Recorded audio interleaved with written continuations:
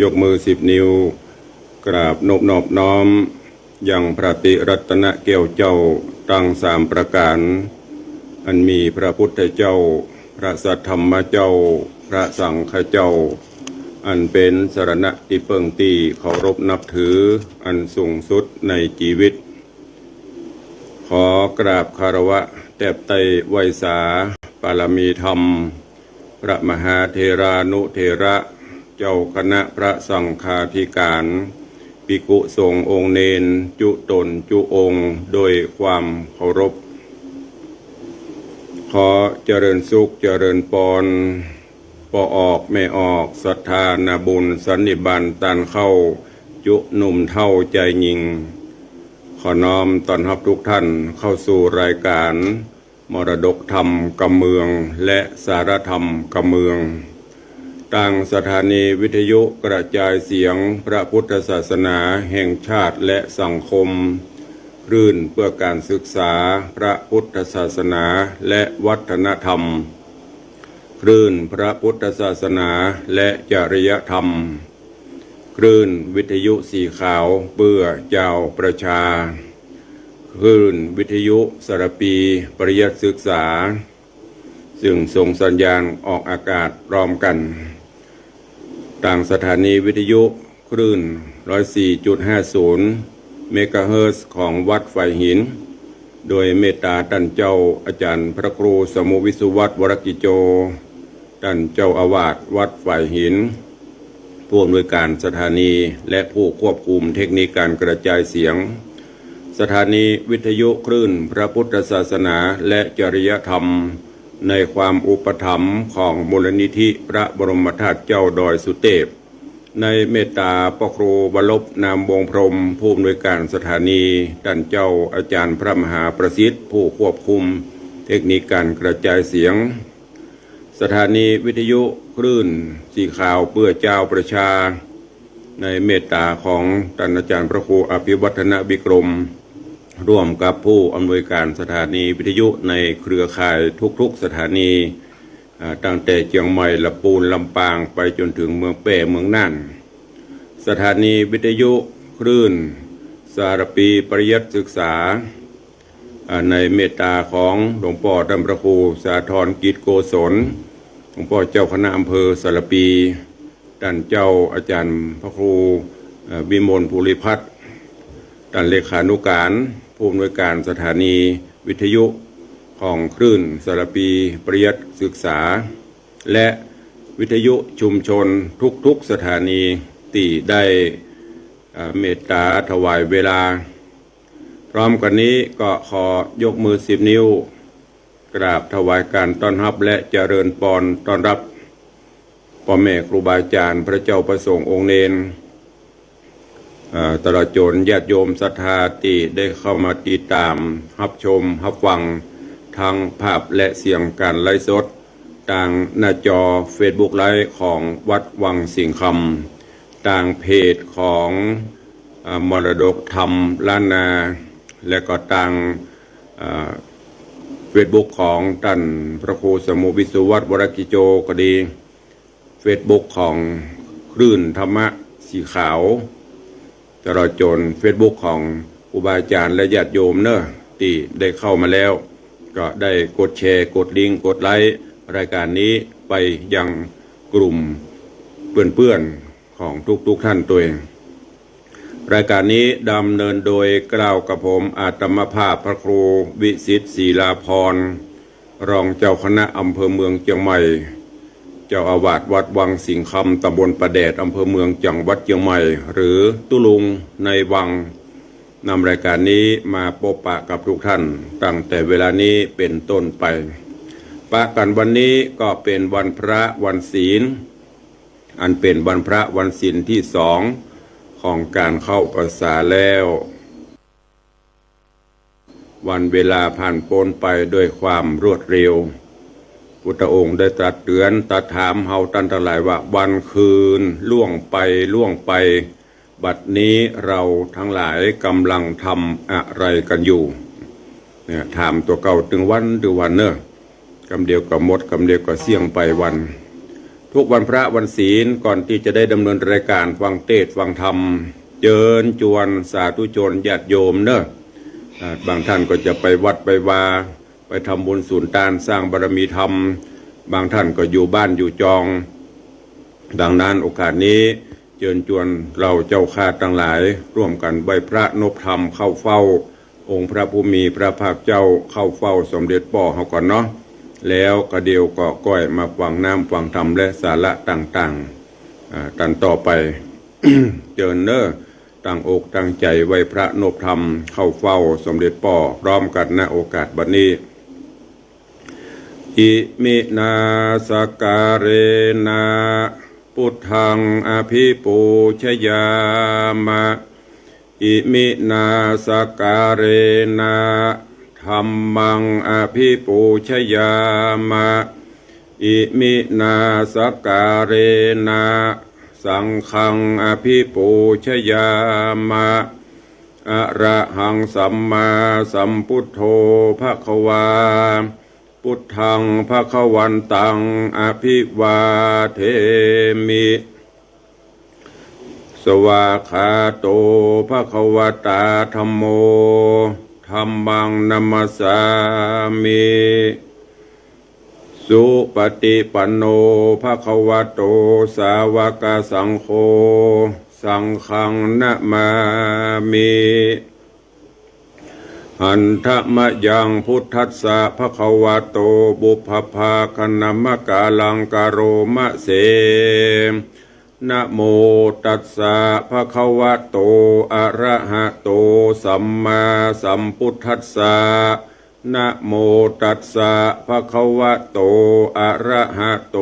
สัมมาสัมพุทธัสสะนะโมตัสสะภควโตอะระหะโตสัมมาสัมพุทธัสสะอิติปิโสภควาอะระหังสัมมาสัมพุทโธวิชชาจารณะสัมปันโนสุขโตโลกวิทูอนุตตโร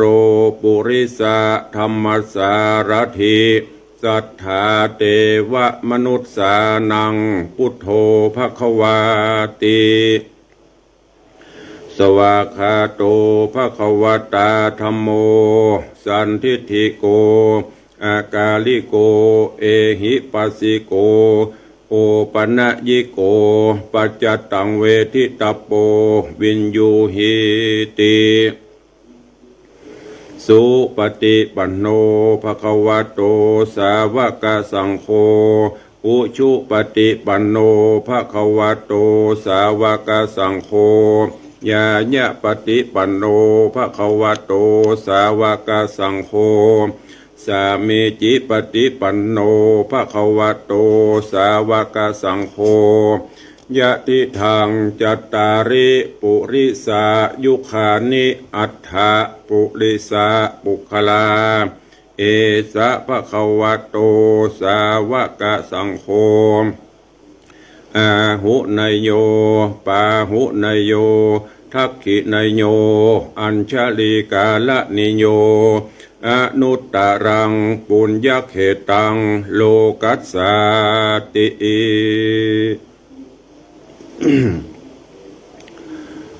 วันนี้วันพระวันศีลได้เข้าเฝ้าพระภูมิพระภาคเจ้าเข้าเฝ้าสมเด็จป่อกราบไหว้พระนพธรรมกันแล้วตอนนี้ไปอีป่ออีแม่ที่อยู่ต่างบ้านต่างจองก็ดีเนอะตลอดจนที่อยู่ต่างวัดต่างวาบันทีบางเตือก็ครูบาอาจารย์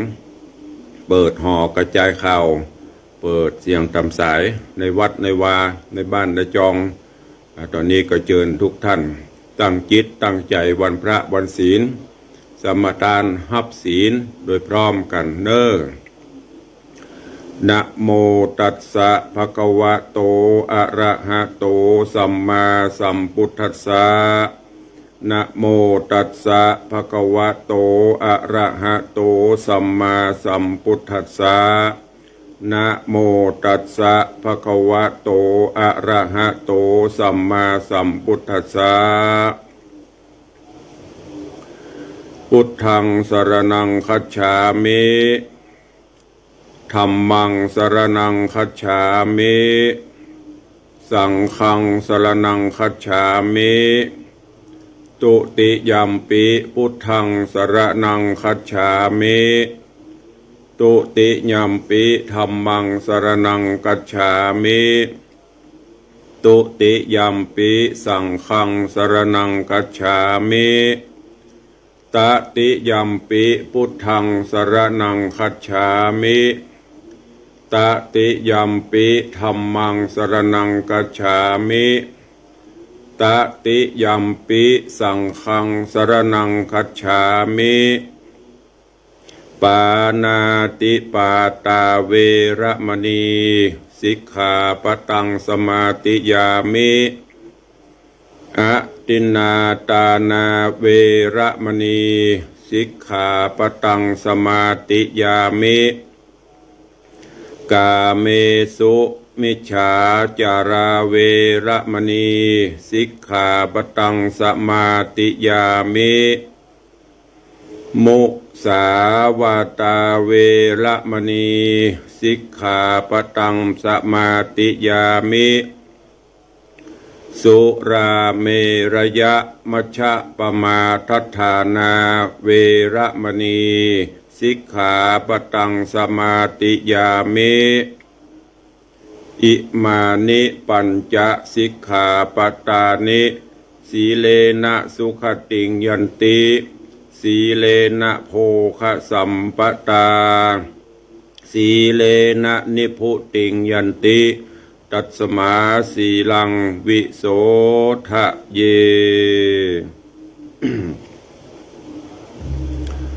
จุ่มอกเย็นใจได้ไหวพระนบธรรมได้น้อมนำเอาหลักธรรมคำสอนตลอดจนได้สมทานหับศีลเพื่อนำไปใช้ในการดำเนินชีวิตประจำวันเนอะก็ขอถวายการต้อนรับหลวงพ่อท่านรองเจ้าคณะอำเภอสันทราย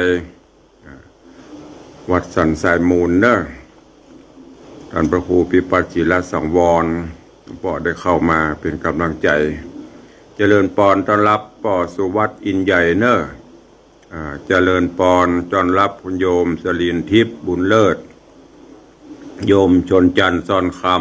ำเจริญปอนต้อนรับใครนี่พี่หมอมัตนาอัมพันธ์เจริญพรต้อนรับพี่ไอปฏิวัติยาสมุทรโยมสลินทิพย์บุญเลิศแล้วก็มีท่านหัวหน้าหนึ่งท่านสิเบกปัญญาจารย์วิจิตรธีรธรรมเปิ้นถอยวิทยุใหม่มาเพราะว่าเครื่องเป็นหมื่นน้ำมันฟังบัดทั่วก็เลยไปซื้อธานินวิทยุธานินจะนั่นเอคนเป็นลำโพงด้านซ้ายจะนั่นบีคนเป็นลำโพงด้านขวาคุ้มค่าโดยธานินแต่ก่อนเป็นอันหรอนำต้อนรับทุกท่านเข้าสู่รายการเนอะอันนี้ต่างเฟซบุ๊กไลฟ์กำลังเข้ามากันอยู่วันนี้อย่างที่ได้บอกแต่ต้นรายการวันพระวันศีลทุกท่านกลั่นจิตฮือใสกลั่นใจฮือสะอาดแล้วก็เป็นช่วงของฤดูการเข้าพรรษา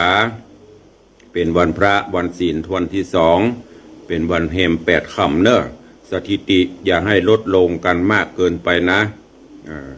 ศีลแรกวันเข้าพรรษาแต่ละวัดแต่ละวาโลนหลามลงไปจนแผ่วศาลาปุ่นเนี่ยแต่ละวัดก็100-200วันพระวันศีลใส่บาตรญาติปกยามเจ้าก็ดีมาฟังเทศน์ฟังธรรมยามบ่ายยามควายก็ดีเนอะก็พยายามอย่าละวัดละวาวันนี้ก็สถิติถ้ามันจะลดก็ให้มันลดสัก10ก็ยังดีมันจะลดหัวภาพเนอะเชิญชวนทุกท่านและที่สำคัญที่ตุลุงรณรงค์เชิญชวนมาโดยตลอดก็คือทุกวันพระทุกวันศีลถ้าเป็นไปได้บัติดขัดอันใดก็ปากันเซาะชุดขาวนุ่งขาวห่มขาวบอกว่าจะอยู่บ้านอยู่จองอยู่วัดอยู่วาอยู่ที่ไหนก็ตามวันนี้จะพูดเฮาขอเมตตากันเหี่ยววันหนึ่ง นุ่งขาวห่มขาวบอกว่าจะเป็นลูกเล็กเด็กแดงถ้าเขาฝึกกันตั้งแต่น้อยอย่างเพราะว่าไม้อ่อนดัดง่ายไม้แก่มันดัดยากแล้วอ่อนก็จะได้หูวันพระวันศีลหรือไปหั่นไปนี่เปิ้นหั่นเฮานุ่งขาวห่มขาวกันมันก็จะกลืนไปโดยปริยายเนอะร่วมกันรณรงค์ช่วยกันรักษาสืบสานอายุพระพุทธศาสนาเฮาโดยการประพฤติวัดปฏิบัติธรรมมันเติมบุญมันเสริมบุญเข้าไปบุญกุศลนั้นไซจะทำให้เขามีความสุขกายสุขใจเมื่อจิตใจเฮาสุขภาพจิตสุขภาพกายเฮาก็จะดีถ้าสร้างแต่บาปอกุศลไว้นักมันก็จะลำบากหนทางที่ไปสู่เบื้องพระนิพพานมันบ่ยากเขาสร้างของเขาไป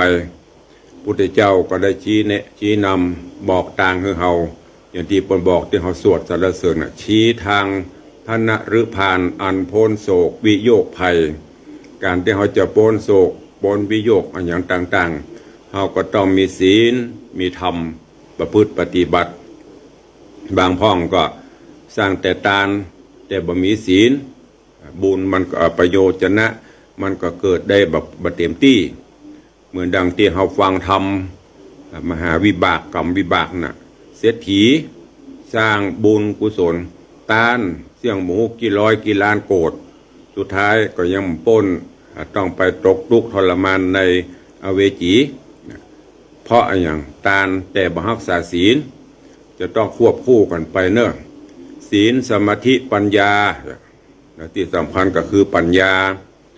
หูจักส่องแจ้งสว่างสบายใจปัญญาพินิจพิเคราะห์พิจารณาอันไหนดีอันไหนบ่ดีอันไหนถูกอันไหนบ่ถูกตุลุงเน้นย้ำอยู่เสมอว่าในยุคนี้เป็นยุคโซเชียล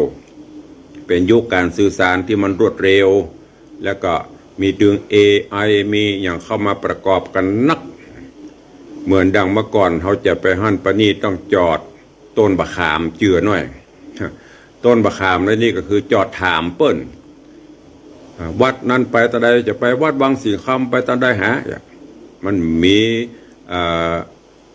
อย่างก็บอก GPS นำทางมันมีซิลิ กูเตียซิลิเดี๋ยวกับหนทางอยู่ทางหน้าอีก500 เมตรอีก1,000 เมตรมันจะบอกคือเดี๋ยวสำยิงใจ AI บางเตื้อก็ข้อมูลมันก็บ่ตรงนะเตื้อก็ป่าเขาหลงเขาป่าพวกก็มีสู้เขาปฏิบัติของเขารู้ได้เฉพาะตัวนั่นน่ะรู้ได้เฉพาะตนน่ะดีที่สุดเนาะ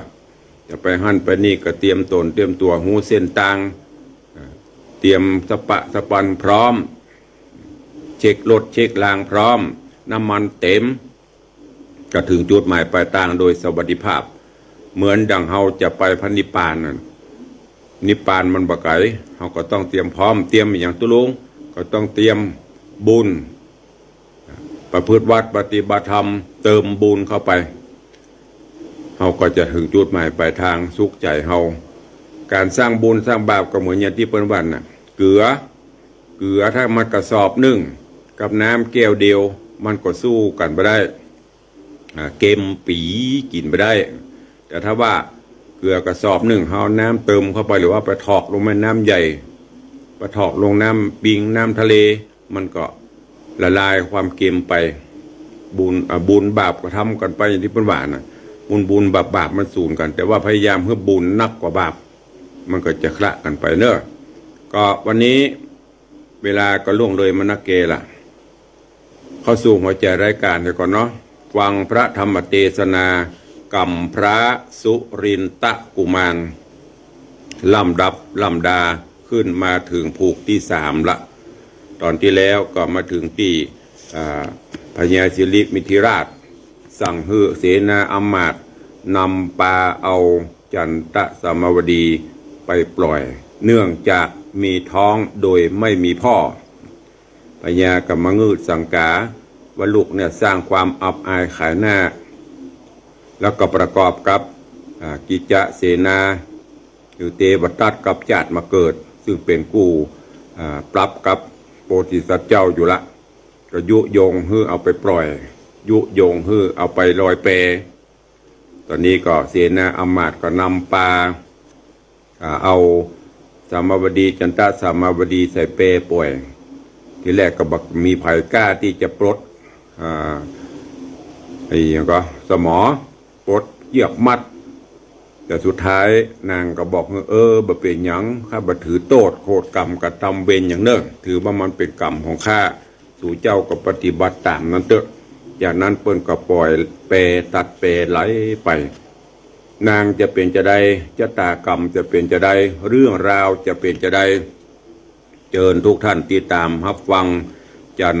กัมพระสุรินตะกุมารผูกที่3ตอนที่1ณโอกาสบัดนี้ นะโมตัสสะภะคะวะโตอะระหะโตสัมมาสัมพุทธัสสะจันตะสามาวเดรุขะเตวะเตอภิวเตสิติสาทะโวดูราสัพปุริสะตั้งหลายตั้งหญิงใจน้อยใหญ่อันนาอันมักไฟตั้งบุญสละตานุนเข้าแนมวัตถุพรหมสามีศีลดวงดี85ได้ตั้งนารักษาภาวนาบอกขาดมาสันนิบาตทาฟังธรรมย่อมือต่ำขับใบจีทูบไตลายมีใจงามผ่องแผ้วฮับสินแล้วฟังธรรมจุงดาจำติดต่อตามบาทคอบาลีจาดกมีแต่เก้าอันนักปราชญ์เจ้าวาจารย์ในโบราณแต่ไทยสืบไว้เมินมาขอป้อออกแม่ออกศรัทธามวลหมู่จุงพรำหูดาฟังบัดนี้แดเตอจันตะสามาวดีราชโตส่วนว่านางราชธิดาจันตะสามาวดีกันไหลนาตีกวางใหญ่ดังกล่าวไว้หนหลังแม่นางก็ใบสาขับไว้ซึ่งเทพไทยอินตาเทวดามวลหมู่อันรักษาอยู่ป่าไม้พับเสียงไข่องค์กาวาเทวสังฆาโยดูราเทวดาเจ้าอันเป็นเก้ารักษาแม่คงกากวางใหญ่ความตลาบเสียงควายดงนาขอคุณนาภายโพดผู้ข้าหาโตดบอดได้อันป้อไทยสายตาป้อยเครื่องกาโขดใหม่เต้ามีใจเครื่องขี่เหตุข้ามีต้องใหญ่ทะลงขับพระใดมีมาอันจักหาป้อไทยกับลูกในไส้บ่มีป้อยเครื่องขี่เจนกว่าเอาตัวคามาไหลกลางน้ำไหลกวางใหญ่นางก็ร้องไห้ฝ่ายน้ำตาแล้วเจียนจากล่าวถอยกับลูกน้อยแก่นไทยอันอยู่ในต้องตนว่าโอยน้อโบตาเฮ้ยเจ้าแม่นับตั้งแต่เจ้าได้ปฏิสนว่าไว้กำเนิดป่าตนเกิดปางนี้ก็มาเป็นทุกขีดลำบากตามกรรมหากป่าไปขอลูกไทยบุญมีโอดขันตีไว้ทาวันไปนาเป็นดี การบุญมีแล้วอาศัยเตี้ยงจักใดเจยจมขออุดมลูกเต่าอย่าโศกเศร้าเครื่องกามขอวิบากแต่ก่อนจุงได้ผ่อนวางลานางโศกาคะคอยริร่ำถอยนามีน้ำตาตกอาบแผ่สลาบบะปังลงก็มีหันเล็ดนาตะตาในกาละนั้นใส่ก็ยังมีนางดอไทยเทวดาอันรักษาอยู่เฝ้าคมขีดเดาอันนาในดงนาปากว่าอ่างและตาตังกงกาชื่อมีชื่อว่าเมฆลณีขันนางบุญมีหน้าไทยนั่งแปรไหลน้ำมานางเทวดาหันแล้วใจพ่องเพลวมานัดสาเหตุญาติก่อนมานอนใส่นางเคยได้เป็นแม่ได้เลี้ยงแต่น้อยได้เลี้ยงแต่นอนเนานางจิงมาเฝ้าลูกแม่บ่เวนเว่คืนวานนางพายพานพอเฝ้าแล้วเนลมิตเข้าและน้ำวัตถุพร่ำแนนาฮือนางมาได้ใจบ่ฮือยากไล่ตกผ่านตั้งอาหารแผ่นผ้ามีไว้ทาจุอันแล้วภายพันเพกวางไปจอดจิมคังไปจอดจิมคังดอนทรายฮือสะบายยังย่อนตามบุญก่อนนำปาก็มีฮันเลนาตัดสะมิงคาเนในขณะนั้นใส่ยังมีเต้าใหญ่นาคลาจาเอวมนุษย์สาบเมืองบนมาหันต้นดอดเนาและแม่เต้าเจ้าโปธิญาณสร้างสมปันไปแก่ถล่มเดชทุกยากอันพญานาคราชาอันเป็นปริวารานมาลอดแล้วก็เอาสายเกี้ยวสายคำมาหวานตำพระภัยวางเรียงราย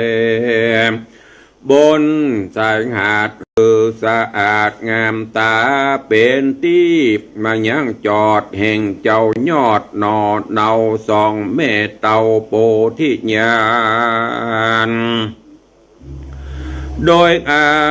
ดยบุญสมปันแต่ก่อนก็บ่หอนหายสูญมาเกื้อหนุนจากนี้ก็มีหันและนาตามัดทางปะกาเสนโตสัทธาอาหะสัทธาสัพปัญญูยอดซอยหันบาทถอยบาลี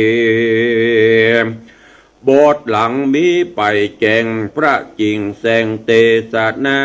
ว่าอีตังกาตังบุญยังเตจังอเนกจาตังดังนี้ดูกะลา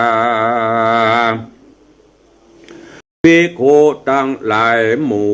ยิ่งใจหน่อยใหญ่หากว่าภัยใดกระทำอย่างบุญกรรมอันใดก็จักได้สะเวย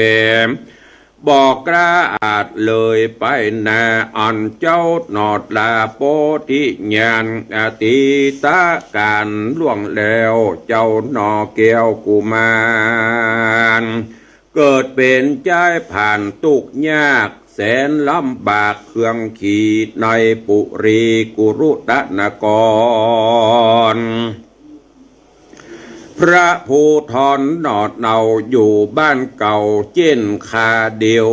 แยมย่างเตียวกวัดไกวหาเลี้ยงใส่ตามภาพ ถึงเลือดดูการปีใหม่เบียนขวบไขว้มาจร เจ้าเมืองนครต่างหลายต่างยิ่งใจหน่อยใหญ่เอาใส่องค์ให้พระภัยใส่ควงแก้วงามเลิศแล้วตะตนสะเลและลานดีป้องแผ่วเถิงขวงเกี่ยวอารามส่วนเจ้าตนงามนอดเนาบ่มีเข้าของใจมาตักใส่พระพายก็กำเอาใส่มาใส่อันยังเก่าไม่สะเลและอารามดีผ่องเพวดังกล่าวแล้วโหนลังผลบุญยังตอบใส่ยามตกหายจิขี่มองกลายเป็นกองสายเกี่ยวงามเลิศแล้วสายคำ เข้าของนำใหญ่หน่อยเฮอจืนจอยเจยบานสุกสำลานบอกขาดที่บนหาดเกาะทรายก็มีหันแลน้ำ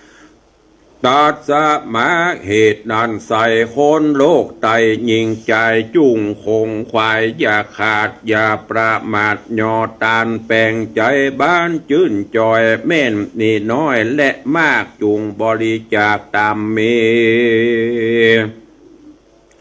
แม่นคนขี่ยากไล่มาอยู่ไกลวอนขออย่าหน้างอไล่หนีมีบ่มีก้อยว่าอย่าได้ด่าไล่เขาจักเป็นเงาตอบใส่เฮือตกให้ไปลูนจุงทำบุญสร้างก่อแปลงขัวต่อและศาลาสร้างมักกาตั้งไตขุดบ่อไว้เป็นสาธารใจเจยบานบอกขาดบ่อประมาทหักษายั่งศีลห้านานาเป็นเก้าศีลแปดเต้าภาวนาเตียงจักป่าเฮือใดสุกโลกไตเมืองโคนสุกหน่อเมืองโบนจันฟ้าเมื่อไปนาบ่สงสัยและนาสามาวติโยส่วนว่านางสามาวดีกันไหลนาตีน้ำกวางบ่อมวยมั่งมรณามีเทวดาเป็นเจ้าตามอยู่เฝ้ารักษาสองเจ้าบุญแน่ลูกแม่บ่เว้นเวทยามใดนางใส่จอยนาดน้อยก็ริร่ำถอยนางก็มายกมือสาขาบไว้ยังเตปาทายเตบาดา อินพรหมยาอาพญายมราชและครุฑนาคน้ำต่ำไตปรมัยไอสวนขอจูงจวนกันมาช่วยปกปักรักษาตัวข้าและลูกลาบุญมีขอพานี้โพดไว้ปะพระที่ไว้บุญนาเดชเตนิธิตังขีญาอันเตสนายังกำพระสุรินตะกุมารผูกสามตอนหนึ่งก็บังกรมสมเร็จเดช กำพระสุรินตะกุมารลำดับการมาถึงยังผูกทวนที่สามตอนที่หนึ่งก็โป่งวางไว้เต้าอี้ก่อนเนาะเนื่องจากเวลาเหลือแถมน้อยเพื่อจะได้แจ้งข่าวสารงานกิจกรรมกิจการงานบุญต่างๆฮือกับญาติโยมทั้งหลายส่วนเนื้อหาสาระเรื่องราวกำพระสุรินตะในตอนนี้ตุลุงก็จะยกยอดไปสรุปบรรยายอภิบายให้ฟังในวันต่อไปเนอะเพื่อที่จะได้ปฏิติดประต่อเรื่องราวเป็นที่เข้าใจกัน มาถึงภูที่3แล้วเนาะวันนี้วันพระวันศีลก็ขอ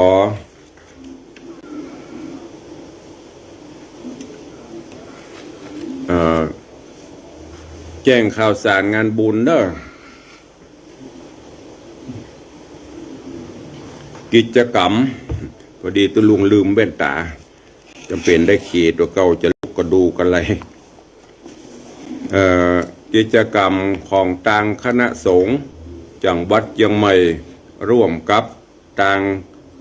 กลุ่มหนุ่มสาวจังหวัดเชียงใหม่สภานักธรรมจังหวัดเชียงใหม่พุทธสมาคมยุวพุทธิกาสมาคมจังหวัดเชียงใหม่สภาวัฒนธรรมอำเภอเมืองเชียงใหม่มูลนิธิพุทธสมาคมชมรมอนุรักษ์วัฒนธรรมประเพณีท้องถิ่นชมรมลูกเสือชาวบ้านองค์กรต่างๆก็ได้ร่วมกันจัดรายการรถด่วนขบวนพิเศษประจำปี 2565 เนอะ69 งงละตาเริ่มเพี้ยนประจำปี 2569 ครั้งนี้เป็นครั้งที่2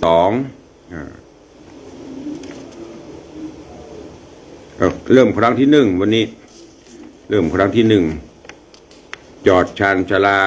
วัดสันทรายมูลตำบลสันทรายน้อยอำเภอสันทรายเนอะวันที่6 สิงหาคมวันนี้รายการรถด่วนขบวนพิเศษไปจอดที่วัดรองเจ้าคณะอำเภอสันทรายวัดสันทรายน้อยเนอะก็เชิญชวนญาติโยมศรัทธานิมนต์เจ้าคณะพระสังฆาธิการได้ไปร่วมกันตัวเองรายการรถด่วนขบวนพิเศษไปดีใครไปเป็นคนขับรถด่วนเนาะไปลงสันทรายมูลนี่นะปะโทเป็นว่าสันทรายมูลเงินปอเสร็จล้อหลักเล่น และส่วนของคณะสงฆ์อำเภอสระปีก็เดี๋ยววันต่อไปขอเมตตาท่านเจ้าพระครูวิมลภูริพัฒน์เนอะหลวงพ่อเลขาเจ้าคณะถ้าติดตามอยู่ก็ให้เบิดเมตตาส่งตารางมาตั้งในเมสเซนเจอร์กรรมจะได้เอาแจ้งญาติโยมตั้งสระปีด้วยเนอะอันนี้ก็นำเรียนแจ้งให้ทุกท่านเกี่ยวกับกิจการงานของคณะสงฆ์แล้วก็ยังมีหลายตำบลหลายอำเภอหลายวัดที่เปิ้นจัดเพราะว่าวันนี้เป็นวันพระวันศีลโครงการเผยแพร่ในช่วงของเข้าพรรษาส่วนกิจวัตรที่เป็นประจำ กิจกรรมประจำวันก็ทุกวัดมีการฟังเทศน์ฟังธรรมกันอยู่ก็เชิญชวนทุกท่านเนอะได้ร่วมกิจกรรมงานด้วยกันในส่วนของ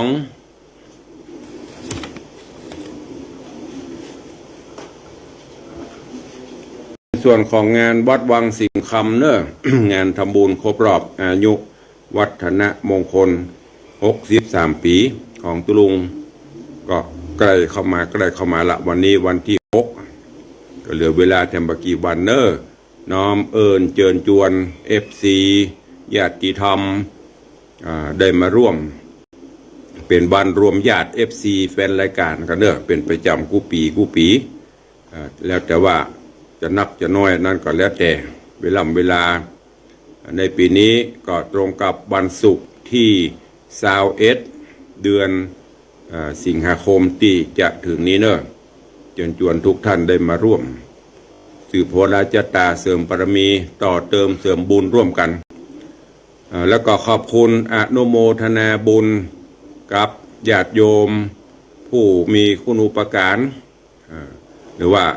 ผู้ที่เมตตาธรรมต่อตุลุงนี่เนาะสงเคราะห์อนุเคราะห์ช่วยเป็นแบ่งเบาภาระในการทำบุญสุนทานขอบคุณกับโยมเจ๊ดวงทิพย์เป่งแก้วโยมเจ๊ดวงทิพย์เป่งแก้วเจ้าของปั๊มน้ำมันหรือว่าเจ้าของบริษัทในเครือข่ายทวีทรัพย์บ้านน้ำโทงโยมเจ๊ดวงทิพย์ได้ประวารณาเป็นเจ้าภาพสังฆทาน1 ชุด 2,500 บาทและจะได้นำโฮงตาลในนามของในนามของเจ๊ดวงทิพย์และครอบครัวมาตั้งโรงทานแท ม1 โรงทานก็ว่าจะเป็นข้าวน้ำโภชนะอาหารเนาะซึ่งโยมเจดวงทิพย์ก็อุปถัมภ์อุปถากวัดวาอารามก็หลายที่หลายแห่งหนึ่งในนี้ในนั้นก็คือวัดวังสิงคำทุกงานก็จะมาร่วมกินร่วมทานก็ขอขอบคุณเนอะกับโยมเจดวงทิพย์เป่งแก้วตัวแล้วก็ขอบคุณอนุโมทนาบุญกับโยมป้อจันทิพย์โยมแม่ลำดวนกันทบงพร้อมลูกหลานศรัทธาวัดวังสิงคำเขานี่ก็ร่วมบริจาคถวายทานต้นเงิน1 ต้น 1,000 บาทแต่ว่านี่เป็นวันครบรอบวันเกิดของเปิ้นก็ได้นำมาถวายและได้รับไว้เป็นที่เรียบร้อยแล้วขอบคุณกับพี่นานปิงเปิ้นมีร้านอย่างก็ข้าวหมูกรอบที่อร่อยว่าเปิ้นมาทำบุญวันเกิดลูกบ่าวก็ได้แจ้งความจำนงว่าขอร่วมเป็นเจ้าภาพถวายทานต้นเงิน1 ต้น 1,000 บาทแล้วก็จะนำเข้ากล่องหมูกรอบอีกแถม109 กล่องน้ำดื่มแถม109 ขวดมาร่วมโมทนาบุญแล้วก็ขอบคุณอนุโมทนาบุญเนอะขอบคุณโยมแม่ศรีนวลรันจวนFC แฟนพันธ์แท้นี่ก็ร่วมบริจาคแต่ว่าไปแจ้งเข้ามาขอร่วมบริจาค300 บาทก็ขอบคุณเนอะและที่สำคัญขอบคุณในเมตตาปรมีธรรมบารมีของโยมปเลี้ยงธนวัฒน์โยมแม่เลี้ยงทัดพิชาสุสิงคำร่วมถวายเป็นเจ้าภาพต้นมหาทานนะบารมี1 ต้น 100,000 บาทเพื่อใจใจในกิจกรรมกิจการงานนี้แล้วก็เป็นกองทุนนิธิวิสิตศรีลาภรณ์ต่อไปถ้ามันมีใจแล้วมันพอมีเหลือก็เอาเป็นกองทุนพัฒนาตามที่ทุกเจ้าหันสมควรนี่ก็ขอบคุณอนุโมทนาบุญกับทุกท่านเนอะไม่ได้บังคับกฎเกณฑ์อย่างเนอะอย่างที่ได้ย้ำได้เตือนเสมองานบุญตุลุงงานวัดวังสิงคำไม่ได้มีการกฎเกณฑ์บังคับก็บอกบุญไปเพราะเฮาร่วมบุญกันทำบุญร่วมจาดตักบาตรร่วมขันอยู่ที่ไหนมันถึงได้ตาลห้อมกันถ้ามันบ่เคยทำบุญตักบาตรร่วมจาดร่วมขันกันได้ยินก็สักแต่ว่าได้ยินอย่างนั้นมันตึ้มมันมีใจเนาะแต่ว่าถ้าเราได้สร้างบุญตัวกันมาได้ยินปุ๊บมันก็ตึงมีปีติอยากจะให้จะหอมจะห่วมงานนี้เป็นงานส่วนตัวก็สามารถที่จะอู้นักไปขอไผ่เปิ้นก็จะว่าแล้วแต่เปิ้นจะเมตตาอย่างที่ลุงบอกแม้แต่อู้กับปออกไม่ออกศรัทธาวัดวังสิงคำกลางวิหารนี่ก็แล้วแต่จะทรงโปรดแล้วแต่จะเมตตาจะนักจะน้อยจะได้ก็ตามฐานะกันไปไม่ได้บังคับบ่มีก็ยกมือ10 นิ้วตั้งบังกิ้วเกษาโมทนาสาธุก็เป็นบุญเป็นกุศลร่วมกันเนอะ21 สิงหานำปลากันเข้าวังเนอะร่วมงานทำบุญครบรอบ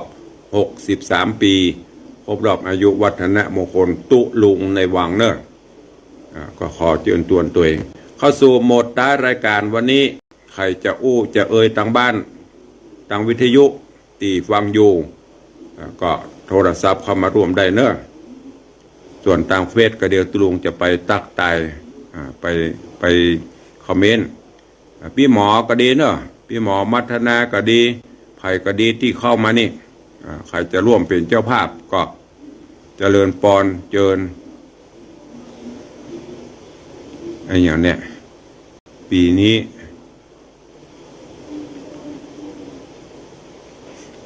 วันหน้า1เปิ้นไหวแต่ตัวมันนิ่วเดี๋ยวตุลุงจะคอมเมนต์ตอบไอ้อย่างวันนี้มาเตะนี่ครับมาเตะเนอะครับไอ้อย่างม้วนเดี๋ยวก็ไปอ่อนมันอ่านประชัดสูมาอภัยตัว พี่หมอ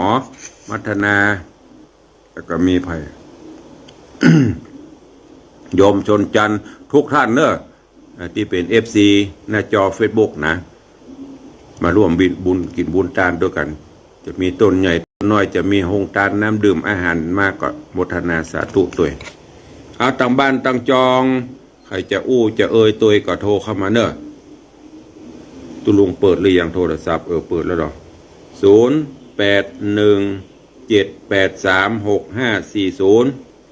0817836540ขอบคุณกับดร.อินสมเตปิน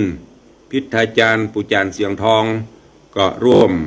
ประวารณาเป็นเจ้าภาพถวายทานต้นทองมีต้นเงินต้นทองต้นเพชรเนาะดอก ต้นเงินต้นทองต้นเพชรต้นมหาบารมีพี่นันดร.อินสมเป็นเจ้าภาพต้นทอง1 ต้นเป็นปัจจัย 5,000 บาทเนอะอนุโมทนาขอบคุณตัว จงมาเนอะอากาศมันเปลี่ยนเบิดกับคืมฝนเบิดกับแดดออกเริ่มเป็นวัดเป็นอย่างกันมีก็ตั้งบ้านตั้งจองขอสักสาย2 สายถ้ามีก็โทรเข้ามาไม่โทรก็แล้วไปไม่ได้บังคับถ้าตุลุงหายก็ไปโทรตัวหาเนอะกำลังมาปะกันม่วนๆนะขอกำลังใจถ้าหายไปก็เดี๋ยวนะโทรหาละตุลุงไปไหนบัสบายกะเป็นยังกะมาจัดรายการฉันยังไม่ตายว่ายังอยู่ แต่ภารกิจมีนักตอนนี้ช่วงกลางภาษาภารกิจต่างๆก็ลดลงไปพ่องก็เตรียมงานของตุลุงเนี่ย10 กว่าวันไปแน่นี่ต้องเตรียมเองทำเองเอาจะไปไหว้ไปวานไปขอเปิ้นขอโน่นขอนี่เดี๋ยวเปิ้นก็จะว่าหมะมาค่อยจัดใหญ่มาค่อยได้แนมค่อยงามตาจัดจะได้บะเตื้อนี่หมะก็ทำไปตามกำลังส่วนลูกศิษย์ลูกหาต่างวัดต่างวาเปิ้นก็มาช่วยแต่ว่านี่ก็ของงานมีท่านตุปีจ๊อบท่านเจ้ายศพลปุ่นจากสัมปตองแล้วก็ท่านพระครูสมุทวัชชัยหรือตุปีบินวัดต้นงิ้วขับมาช่วยเอกสารต่างๆก็เกือบจะแล้วละช่วยกันไปก่อยทำไปในส่วนของสถานที่ก็เริ่มทำกันไปก็วันนั้น1คงจะต้องรับภาระแหมนักอยู่เนอะพร้อมกับทางเจ้าหน้าที่ทางเทศบาลตัวมีแล้วเนาะตักปิ้งวินบอยเอาละก็เดียวก็จะต้องปฏิบัติศาสนกิจวันพระวันศีลตัวเองก็ขอนำรายการจากทุกท่านไปก่อนปะกันใหม่ในวันต่อไปเนอะวันนี้ก็ขออาราธนาเอาปูนของพระรัตนตรัยแก้วเจ้าตัง3 ประการอันมีพระพุทธพระธรรมพระสงฆ์ได้มาอภิบาลปกปักรักษายังป่อออกไม่ออกศรัทธานบุญตลอดจนพ่อแม่ครูบาอาจารย์ท่านเจ้าจุตนจุองค์เนอะอยู่ดีมีสุขเหมือนกันทุกท่านทุกคนเดินทางไปแห่งหนตะบนใดก็ขอให้ได้แกล้วกราดปลอดภัยจากอุบัติเหตุเพศภัยหิปันมาหาปันได้ปรารถนาใดสมความปรารถนาเหมือนกันจุตนจุองค์จุผู้จุคนเนอจัตตารโอธรรมาวัตันติอายุวันโนสุขังพลัง